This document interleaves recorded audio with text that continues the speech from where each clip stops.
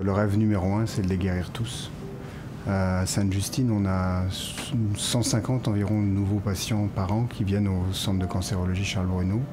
Et sur ces 150, quand on dit qu'on a 20% d'enfants qui décèdent, ça veut dire très concrètement qu'on a une trentaine d'enfants par année qui nous quittent. Là, je suis arrivé en retard à l'entrevue parce que j'étais retenu par 2 patients à qui j'ai expliqué à leurs parents qu'il n'y avait plus de possibilité de guérison puis qu'il fallait s'enligner sur des soins palliatifs. Donc le premier rêve, c'est que j'ai pu faire ça.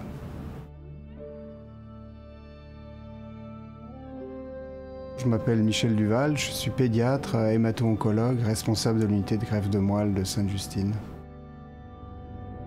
Tous les traitements des cancers de l'enfant et de l'adulte sont basés sur la chimiothérapie. La chimiothérapie, c'est essentiellement des molécules qui sont toxiques pour toutes les cellules de l'organisme et un peu plus toxiques pour le cancer.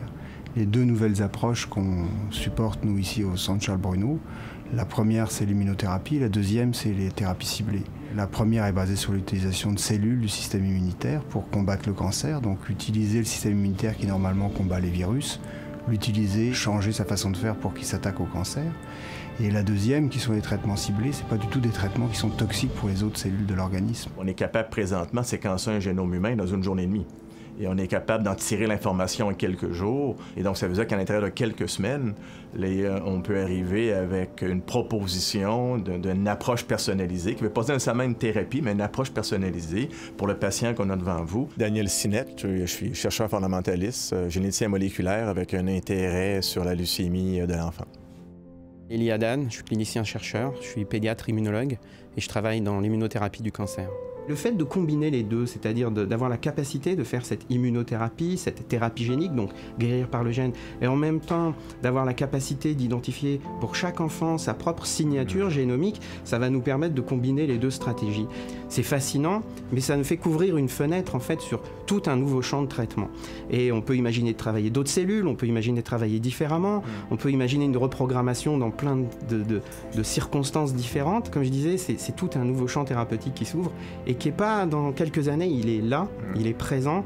Et ce qu'il y a d'extraordinaire, c'est cette opportunité fantastique, d'abord avec ce don, et aussi avec tout ce qu'on a déjà construit depuis des années. Ça tombe au bon moment avec les bonnes personnes, dans le bon endroit, dans le bon environnement québécois. Donc c'est vraiment, tout est là. Moi, j'aime bien ce que tu viens de dire quand tu parles de la partie Made in Québec, parce que c'est vrai qu'on a une expertise locale. La recherche en oncologie, ça fait déjà un réseau. Mais il y a une différence entre travailler un réseau et de fournir du matériel, que les idées viennent d'ailleurs, d'être un contributeur de matériel, versus avoir nos propres idées. Et déjà, on est des leaders dans certains domaines. Les idées sont là, les questions sont là, l'expertise est là, les technologies sont là. Maintenant, on a le financement qui nous permet de consolider un leadership québécois. Mais en même temps, on peut partager ces leaderships-là au niveau canadien, au niveau international. Et là, ça devient intéressant.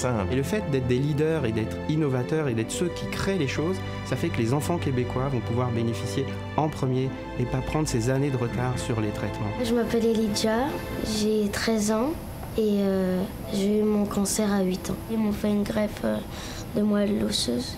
Ça m'a donné des réactions sur la peau et aussi dans mes articulations. Moi, je savais pas que c'était grave. Je savais juste que c'était pas agréable à vivre. Les articulations sont très raides et il a des plaies qui sont des plaies chroniques qui ne se guérissent pas facilement. Donc on est depuis 1 an à venir ici à peu près 2 fois semaine, où Elijah a des soins de plaies sous anesthésie. Donc moi j'ai des inquiétudes par rapport à l'anesthésie qui s'enchaîne comme ça. Encore une fois, pour des séquelles qui vont arriver des années plus tard, parce qu'on aura fait aujourd'hui des anesthésies. Je suis Émilie Leclerc, la maman de Elijah Tricoire, qui est suivie ici à Sainte-Justine depuis juin 2012. Je m'appelle Myriam, voici mon conjoint Sébastien. Nous sommes les parents de Charlotte, qui a maintenant 3 ans. Charlotte, son aventure ici à Sainte-Justine a commencé alors qu'elle avait 19 mois. Autour de 16 mois, là, à l'été 2015, Charlotte, elle a commencé à présenter des vomissements. Elle perdait des forces. On savait qu'il y avait quelque chose là, qui allait pas. On consultait, mais on trouvait rien. Puis à un moment donné, on a fait un scan. On a vu une masse au cerveau. Donc tout de suite, à Sainte-Justine. Marie-Hélène Colpron, infirmière à la clinique d'oncologie. Charlotte a eu un diagnostic à l'âge de 1 an d'une tumeur cérébrale qu'on appelle un méduloblastome. Dès le diagnostic, a commencé des traitements. Elle a eu d'abord une chirurgie, évidemment. Ensuite, on a commencé des traitements quand même assez intensifs. J'ai une petite cocotte d'à peine 1 an et demi. Des traitements qui se sont étirés sur plusieurs mois. Et en novembre dernier, en novembre 2016, on était dû pour une évaluation en résonance magnétique. Puis malheureusement, on a vu une progression de la maladie après 1 an de traitement finalement. Alors depuis novembre, on a recommencé avec Charlotte et sa famille des nouveaux traitements. Maintenant, les traitements ne sont pas terminés.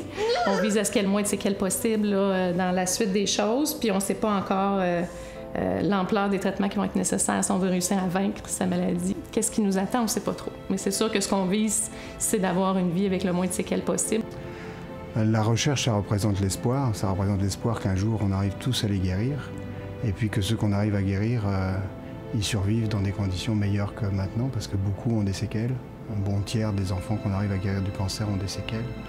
Donc vraiment, la recherche, c'est en fait le seul espoir qu'on arrive à les guérir tous un jour et à les guérir sans séquelles.